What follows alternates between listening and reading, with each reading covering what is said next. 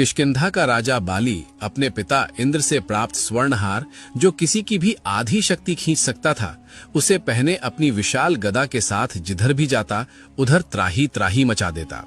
यहाँ तक कि रावण तथा अन्य राक्षस भी बाली के नाम से ही थर थर कांपने लगते। इस पर बाली को लग रहा था कि वो अजेय है, वो संसार में किसी को भी हरा सकता है, और इसी अहंकार में उसने महाबली हनुमान जी को युद्ध के लिए ललकारा और उनकी आधी शक्ति अपने अंदर खींचना शुरू कर दिया।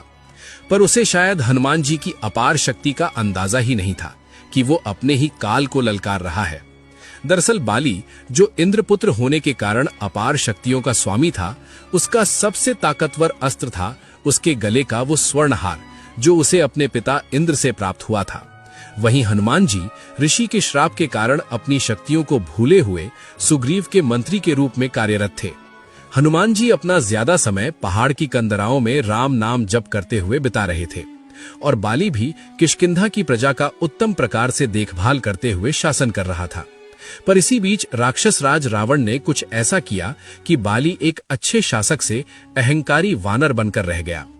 असल में जब लंकापति रावण तीनों लोकों के देवी देवताओं को जीतने के बाद भी अशांत था, क्योंकि उसे पता था कि उसका वध वानर और मनुष्य के हाथों अभी भी संभव है, तब उसने सोचा कि अगर वानरों के राजा बाली, जो उसके समान ही शक्तिशाली है, उसे हरा दे तो वानरों से मृत्यु का भय समाप्त हो जाएगा।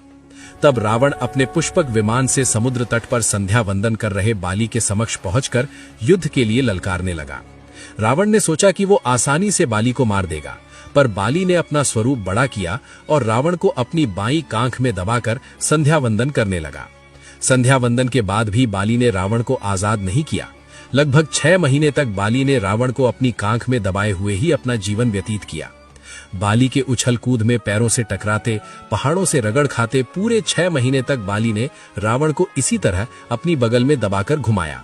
जब रावण इस पीड़ा को सहन नहीं कर पाया तो वो बाली के समक्ष गिड़गिड़ाते हुए क्षमा मांगने लगा। इस पर बाली ने दया करके रावण को मुक्त कर दिया, पर चालाक रावण ने बाली को अपना मित्र बना लिया।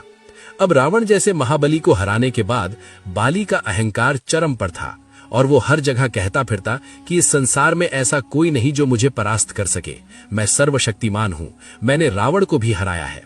उसकी ये अहंकार पूर्ण गर्जना जब बर्दाश्त से बाहर हो गई तो जामवंत जी से रहा नहीं गया, और उन्होंने क्रोध में बोला, हे वानर राज, आप अहंकार वश खुद को सबसे शक्तिशाली बता रहे हैं, पर असल में आपकी शक्ति हनुमान के सामने कुछ भी नहीं। इस पर ठहाके मारकर हंसता हुआ बाली बोला, कौन वो हनुमान? उसके पास शक्ति भी है, जान